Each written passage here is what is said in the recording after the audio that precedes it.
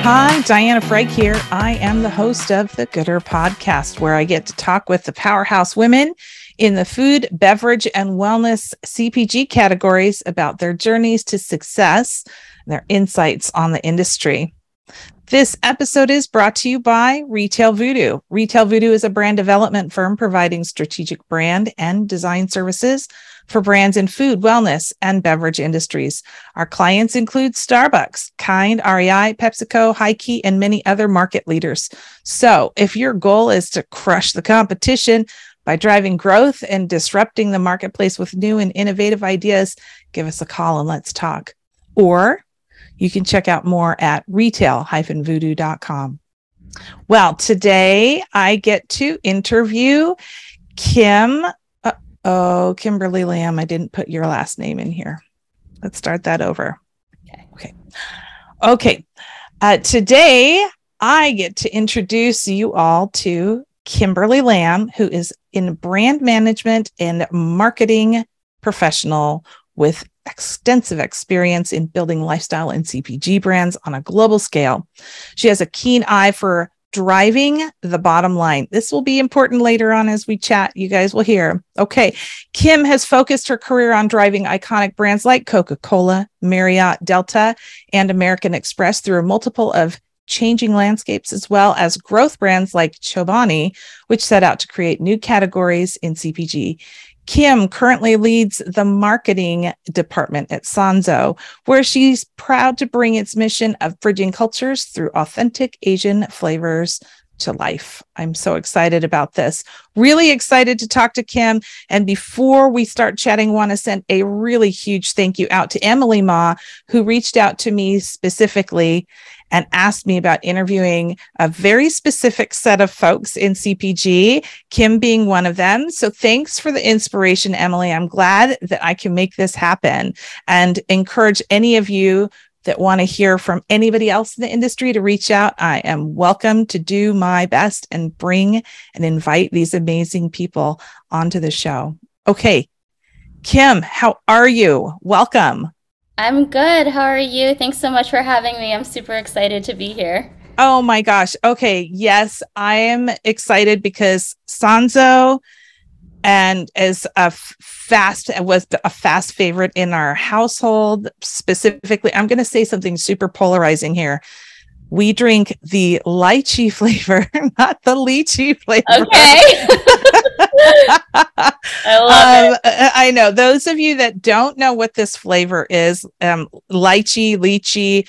Apparently, well, Kim, it's interchangeable. Is that right? Exactly. So I grew up saying lychee, and it's a big debate among everyone at our company as well, but both are correct depending on where you're from. Yes. So I was introduced to this fruit fresh in Hawaii, gosh, back in my teenage years, and it was not anywhere available at the time, and is so very excited to see it mainstreaming through this beverage. So thank you so much. Where are you located today? I'm in Jersey City today. Jersey City. You don't have enough bling on, right? No, that's an old stereotype, I'm sure. Yes. Okay, so let's talk a little bit about Sanzo before we get into kind of your journey. Tell us about Sanzo. What is this brand about, and what does it stand for? Yeah, sure. So Sanzo is the first Asian-inspired sparkling water made with real fruit, no added sugar. It was started by our founder, Sandro Rocco, who's a Queens-born Filipino-American. And his inspiration, he was walking through an Asian grocery store, and he noticed that everything that he wanted to drink that reminded him of his childhood, these Asian flavors, were just full of sugar and preservatives and all the things that, we don't want to consume now. And so, he thought he could bring this to the market in a modern, fresh way. And so thus was born Sanzo. are super excited to bring these flavors to the market. And, over the last 2 years, our mission is really to bridge cultures, right? And to celebrate Yes. these Asian flavors. For me, similar to you, so excited that a lychee flavor is on shelf. I grew up loving lychee, and I would have been embarrassed to bring a lychee drink to school because it was different. So really about bridging those cultures, introducing people to these flavors, but also being that taste of home for people Yes. who, haven't had it in a really long time. Yes. And I also love, we're located in Seattle, and we have a very large, we have a large diaspora. I think I'm saying that right, of Asian culture and cuisine here, Vietnamese, Filipino. I mean, I can't even tell you how many different Chinese restaurants we have that are from like the entire country, all over the place. So it seemed to me like only a matter of time before we started really bridging the gap, and rather than having it be like this in the ethnic aisle, like that just mainstream America, kind of part of the American diet, and a normal flavor offering. So very, very excited about that. Now, you have been with prior to, and I listed some of those companies prior to joining Sanzo. You were with some pretty big multinationals. I understand that, because I haven't gone through this myself, but from others I've heard that kind of going from a really big organization to something a bit more smaller and scrappier sometimes can have a little bit of a culture shock. So I guess my question is, how's it going? It's been like 6 months, right? Yeah, so it's going really, really well. I would say every day is an adventure at Sanzo, but it's super fun. And so I would say, yes, the culture is really different from a big, giant organization. But I hope, kind of looking back in my career, I was intentful about that. I really wanted to learn from powerhouse marketing organizations, and then be able to kind of take everything that I could learn from those experiences and bring them to places like Sanzo. And, the goal is the same. You just have to be a little bit scrappier on how you do it, a little more creative. But yes. Yeah, it's been a blast so far. I can imagine. So I'm curious, was Sanzo on your radar? Like, what, I guess I want to know, what about Sanzo had you excited to join them at this time? Yeah, so I would say, and it's so interesting now, I had Sanzo before the pandemic. Like, I found it at a Black by Chloe, like a fast casual restaurant. And I was just so excited to see lychee. Similar to you, like, I was like, oh my gosh, this is so cool. And so I had been following the brand for, two-ish years, and the opportunity came up, and I was like, I have to go for this, right? And I think it was a very intentional moment for me to go back into CPG, and I'm sure we can chat about this. Yes. And how the industry has changed and all those things. Yes. But I joined because I'm sure you can tell from like my excitement, I just so truly care about the product and its mission to celebrate those Asian flavors, and to bridge that gap, because I didn't have that growing up. And so to be able to make my impact in that space in this way is just so meaningful to me. And so I was like, I have to get this job. That's really awesome. And I can tell you, my parents were immigrants. I was first generation, and I know what it's like feeling awkward or strange about bringing the food from home to school for lunch. And or if I'd have sleepovers, and my friends didn't want to eat it. We didn't eat American food for the most part for a long, long time. And so it was like, there was times where I was like, Mom, can you just make spaghetti? Can you? But as an adult, I crave those flavors. I crave those foods. And I can understand how, like, seeing one of your favorites show up, like, could be so exciting. I completely understand that. Yeah. Yeah, for sure. Oh my goodness. Okay. So now let's step back a little bit. We know about why you're at Sanzo, and I'm saying Sanzo. Is it Sanzo? We go by Sanzo. I mean, Sanzo, lychee. Yeah. Oh no, let's not start it. Let's get it right. Okay, so Sanzo. Okay, it's Sanzo. Okay, so tell us a little bit about how you got here, right? So how does somebody kind of get on the path to where you are right now? Yeah. I would say I probably didn't have the most linear path, but I mean, just to start from the beginning, I was a neuroscience major in Oh my goodness. undergrad at Wesleyan, and so I obviously don't do neuroscience now, but at Or the you time, might. or I might, you never know. You never know. But I started my career in healthcare PR, where I was helping pharmaceutical companies really distill down that hard science and make it Hmm. more palpable for the media and for consumers. And quite honestly, I just got switched over to the Coca-Cola account. And so, they needed more manpower on the Coca-Cola account, and Yeah. I got switched over, and I would say that's where my love for consumer, I was just like, oh my gosh, this is so much more fun. There are no FDA regulations and Oh, approvals and all that stuff. And so, I was at the agency. We were managing Coke's image within the health and wellness space. And it was really fun, exciting. I learned a lot, but just felt far removed from the business decisions that were being made at yeah. Coke. We were really just Yeah. kind of executing Hmm. on the strategy. So wanted to go back to business school, wanted to really learn brand management, specifically in CPG, Mm. because, you're told in business school that like in CPG, the marketer owns the P&L. They really own the business in that space. And so Interesting. Okay. that's kind of what led my path there. Hmm. After business school, ended up at Chobani, and so that kind of catapulted my love for CPG, my love for product. Spent 4 years there, and then decided, as I was kind of thinking about my career, I've really approached it as that, for me, I want to be a CMO one day, and so I need to gather all the pieces of marketing. And as you Yes. know, there's so many of pieces So of many. marketing.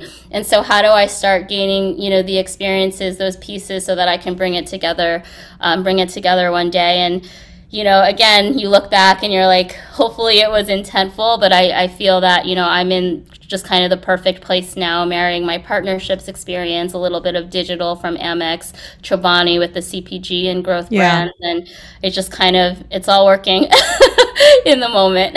Yeah. Well, and so let's be honest. I mean, it's not real luck. I don't think luck is real in its truest definition. I mean, I know there was a lot of hard work that went into getting the opportunity at Chobani, because I really think that, they're really known for being innovative. I think their go-to-market strategy, they're not afraid to try things. And if it fails, they yank it off the shelf, and they're always like from an R&D and a trial methodology. I think they're an amazing CPG company to be involved in. And then they just have such a giant heart on top of that. And so how could you not fall in love with CPG, having that be like your first experience?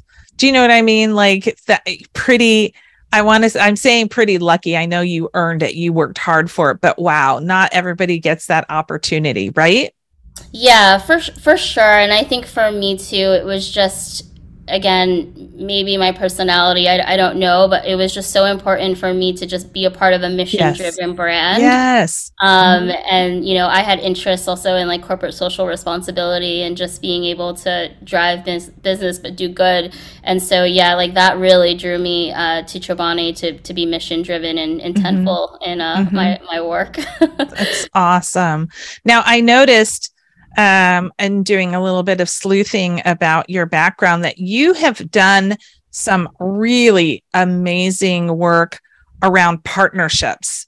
And I have so many questions to ask that could be probably a whole different show. But the one that I want to ask about, or the one that I want to say is like, is there one partnership initiative that you worked on that really had an impact on you and maybe changed the way you look at partnerships or marketing or brand management?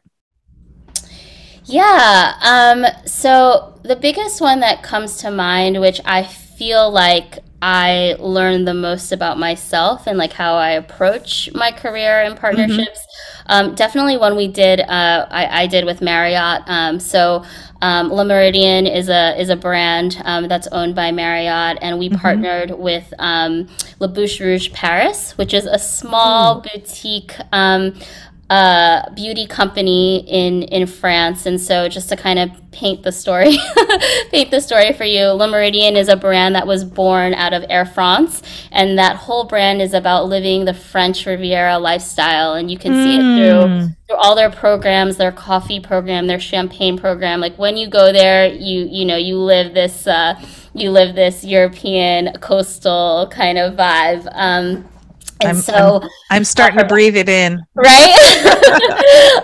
So for Valentine's Day, we did a partnership with La Bouche Rouge Paris where we developed the first ever exclusive lipstick color for Le Meridien. And the idea behind it was that let's say if you're a French girl getting ready for a date, you would take a bath. But in New York, if you're getting ready for a date, you would take a shower. But what ties these two women together is that bright red lip, right? Yes. So just kind of being able to live that lifestyle. But, for me, that really just opened my eyes to like working with smaller brands, working in an international environment where I just felt so comfortable adapting my communication style, adapting my work style. And it's just like funny when I'm talking about it now, really bridging those cultures. Oh, wow. And, being able to capitalize on, I guess, what I felt comfortable with and what I'm good at. And, I also lived in France when I was in business school. And so just being able to work in that environment was just so thrilling for me. So I'll say that was personally what was great about it. And then the second piece, business-wise, was that I just saw, what big organizations need from small organizations, right? And the value that a small business can bring, whether it's who they're targeting or like how they're reaching consumers. And so as I started to do more partnership work, really trying to flip that on its head and show the value that like small brands can bring to the table. And so again, something also that I feel is so beneficial in my job today, because at Sanzo we have so much to bring to the table. And just knowing that is really helpful.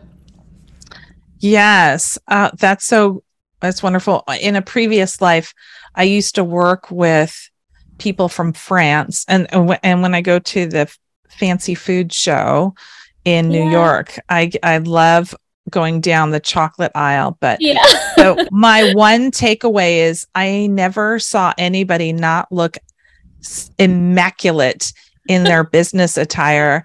And when I started working with them, I learned their secret, which is they just tailor everything. They don't they just buy whatever they buy and then they go get it tailored. And that's the reason why it fits. So I would go and I started getting all of my stuff tailored to fit me. And a person just looks like 900% better just by it fitting your proportions. So I can buy anything now. That's my one tip for today. Buy whatever you like and then take it to a tailor who will make you look amazing in anything. I love that. And I'm going to do that. Worth every penny, because you walk out of the house feeling like 1,000%. It's so great. Anyways, it's weird what you take away from experiences, but that was my experience from working with the French people, and then you bringing it up just brought it straight back. Thank you for that. Awesome. Yeah. Oh my gosh. So one of the other questions that I like to ask a lot of people is around learning experiences, kind of those ones that in the moment was not great. It was a lost opportunity or a complete flop.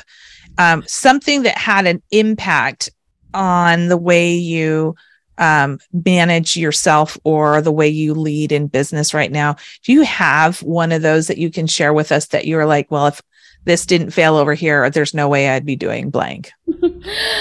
I think I'm a huge believer in fate. So I think all of those experiences, right? Like every single job that you didn't get was hard, right? And you're always kind of questioning yourself and your experience and why. But for me, all those experiences have led me to where I am today. And so like for me, it's really about trying to stay true to yourself. To be honest, when I went to Chobani, 5 people in my graduating class for my MBA, we all got 5 of us got offers for a giant CPG company, and I was the only person who didn't take it.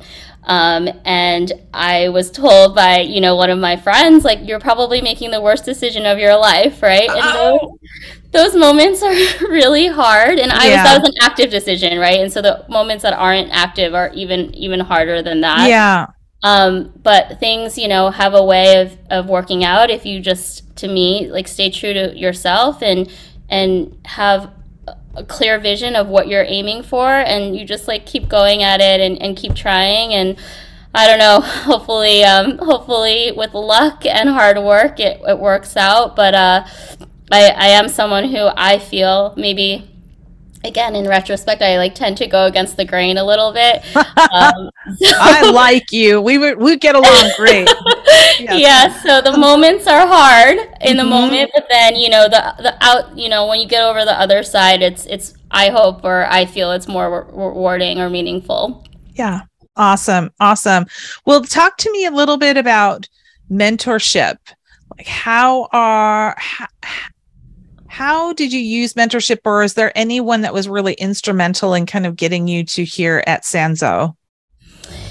Yeah, so I would just credit, I feel so thankful and so lucky to have the people that I do around me, and it's more of my community and kind of my network versus one individual person. Gotcha.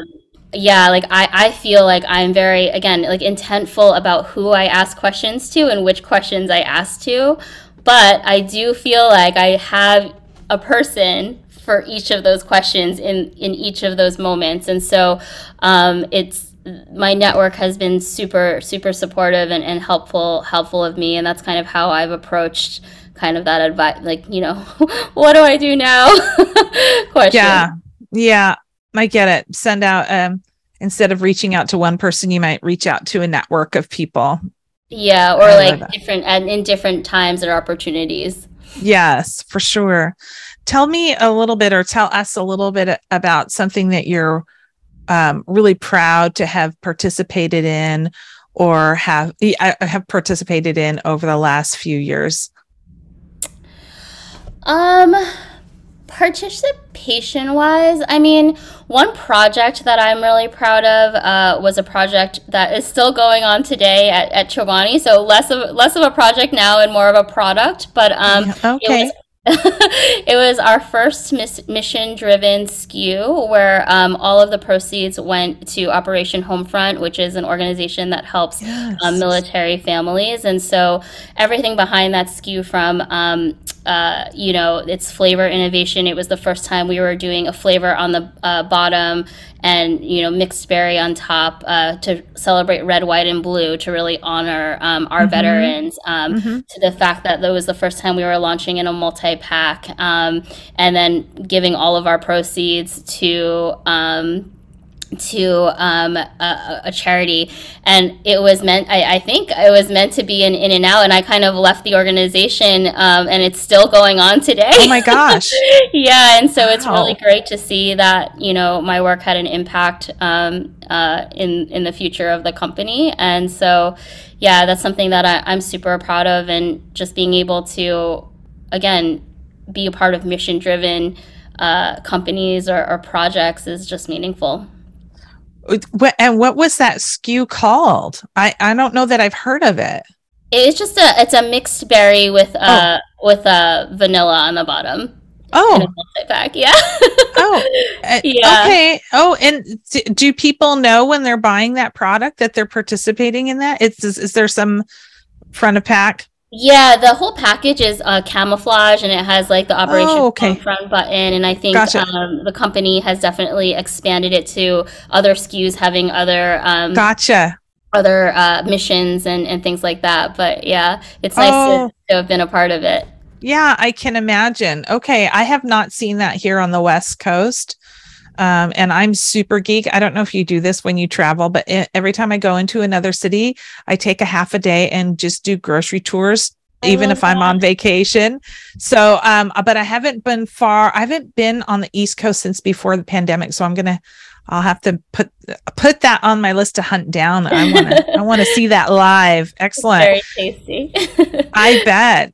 So tell me a little bit, or not tell me, but like, what kind of advice do you give to somebody who's following in your footsteps, whether it's somebody who maybe is not a traditional marketer like you or wanting to transition? I'm going to tell you, we work with a lot of people that transition from big CPG to small CPG, and we offer a lot of advice, but coming from somebody in your shoes where you're actually doing it, like, what kind of advice do you give people? Yeah, I think from an advice standpoint, I think just even the opportunity to tell people my story. So thank you for this opportunity. Oh, sure. You know, tell my story and kind of tell people the path that I took, because I don't think, in my opinion, it's very linear, that things will work out, right? And so I remember someone who I spoke to from Georgetown. He was an alumni. I had never met him before, but reached out to him, and I heard his story, and I heard, this I don't want to say like missteps, but the things that he did, or the choices that he made that don't seem very conventional, that led him to be, one of the leaders at Nike right now, right? And just to hear from him and going from sports to where he is now, was really inspiring to me. And it's just this feeling of like, if you do the hard work and you just kind of keep on your own path, it doesn't have to be someone else's path, that it will work out. And so just like hearing that for me was so helpful. And so I hope that I can kind of share that with other people as well, that if you stay true to yourself, things will work out. Yeah. Okay, good. And then for those folks that are maybe more on the that nonlinear path, which as I'm interviewing more and more women, I'm finding a lot, and you would be gobsmacked at how many women I've interviewed that have come from STEM and are now marketers in food and beverage. It's unbelievable to me. And I'm kind of like, want to elevate that a little bit more. Like, was it scary? Was it just an opportunity that you took? Do you think you would have gone in this direction had there not been a switch from in the one agency, or is it even possible to tell? I mean, looking backward is hard to see. Yeah, looking backward, I would just say I have no idea, right? Like, I have no idea. I probably knew I was going to go to grad school, so probably knew I did have the opportunity to shift. But kind of similar to staying true to yourself, it's also telling your story, right? Like, being able to craft and navigate a linear communication of your story, even if it doesn't feel linear. And so being able to take all my analytical skills from science and apply them to marketing in an ROI driven environment, like that stuff has been really helpful. I bet. And,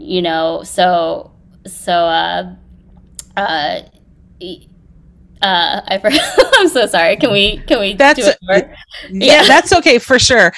The question is just really around. The question is this: when you are thinking about somebody who's taking or thinking of that nonlinear approach, like when you're looking back, what do you remember? Or when you're thinking about that and giving that to somebody else as some advice? Now I have to say that all over again. Let's start over. Okay.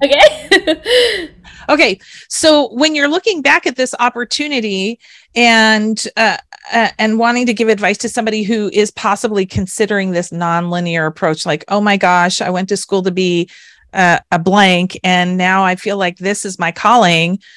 When you're looking back at your own experience, what do you say to those folks? Yeah, so I think it's about I think really understanding like what your interests are, right? Yeah. And like, understanding who like your strengths, Yeah. your areas of opportunity, and trying to tell the story that you want to tell in a linear way that might Yeah. not be so linear, right? And Yeah. making sure that you're honing in on your skill set. And something that someone told me, in those moments of doubt, no one can take away your education, no one can take away your skills, no one can take away your personality, right? Those are Yes. all things that you own, and you just have to use them and leverage them in the way that will get you from point A to point Yeah. B. Yeah. And so that has been really helpful advice for me as I've navigated my career. Yes. And we could maybe even say that it's okay if you don't pursue the path of what you originally thought. Like that is it's probably more normal to not follow that path than maybe it is to follow the path. Would you see it that way? 100%. I Yeah. don't, how are you supposed to know what you want to do when you're 20 years old? Gosh. I don't know what I want to do now, and Yeah. I'm 50, so like, okay, I still got another 30 years figuring out what I want to do when I grow up. So totally get that. Okay. Well, can you share what's next for you, or what's next for Sanzo? And can you give us a little like peek at what the next several months might look like? Well, what's next for me? Continuing to grow Sanzo. Yeah. I think I have a lot ahead of me, and we Yes. at the brand have a lot ahead of us now. I mean, this might be new to some people. We are focused at Sanzo on retail expansion, and so just in the last 4 months, 5 months, we are national in Whole Foods, we're national in Excellent. Sprouts, we're in 200 Targets, and so we're continuing on that journey to expand in retail just to try to ensure and make sure that everyone can try our product and enjoy our Asian flavors. And so more to come on that, but pretty new to date. Love it. Love it. Okay.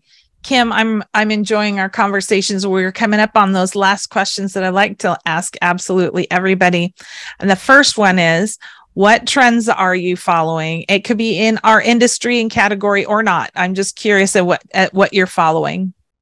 Yeah, so something that has been so intriguing or so interesting to me, especially as I've stepped out of CPG and gone back in, is the integration of retail and digital. Oh my goodness. I feel like this world has evolved over the last 3 or 4 years, and I'm like, trying to keep up. But I talked to a company the other day that, they can take a billboard that's on a truck, Yeah. and then they can attribute who has seen that and then who's walked into the Target and purchased a product. And so the Through geolocation or?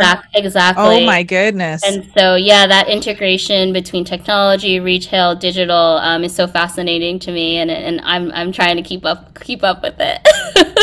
That is freaky.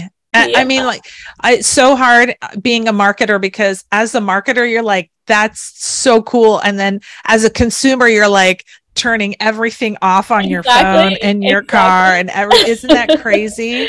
Yeah. Wow. Wow. Wow. Wow. Okay, great. I'm going to have a moment. And then, of course, then we've got the whole metaverse that's happening. Oh my and I gosh. know people are trying to figure out what that may or may not look like from a marketing and a retail perspective. That will be fun to watch as well. Yeah. Now tell me a little bit. The last question, which is always my favorite, which is, what women leaders or rising stars out there in our industry or not, are you watching, or do you want to just give a shout out to and elevate for the work that they're doing? Yeah, so someone who I really look up to is Heidi Kraus. She is the CEO of Base Culture. I didn't mention any mentors earlier, but I really look up to her. She has a very similar path to me, like stepping out, she was at Danone, stepping out of CPG and then going back into CPG. So she's been, I really admire her and her work, and also the person who introduced me to her, which just Raji Margolin, and she's at Square Roots. She's a former manager at Chobani, and now she leads, I believe, sales and marketing at Square Roots. And so, would love to shout out both of them. Woohoo! Woohoo! Yes. All right. I love that. Okay. Well, we have been talking with Kimberly Lamb, Marketing Director for Sanzo. Kim, if people want to learn more about you and or Sanzo, where can they find information? Yeah, so you can go to our socials, Instagram, TikTok, Twitter, at Drink Sanzo, and then you can certainly learn more about our company and me on LinkedIn. Great. And Sanzo, for those of you that are not familiar with the brand or the name, is spelled exactly how it sounds, Sanzo. Check them out there. So thank you so much for your time today, Kim.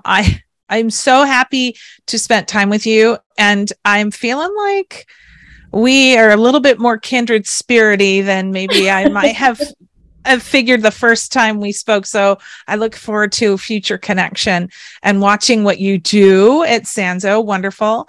And then I want to thank all the listeners today for your time. If you like this episode, please share it with a friend. Otherwise, have a great rest of your day, and we'll catch you next time on the Gooder Podcast.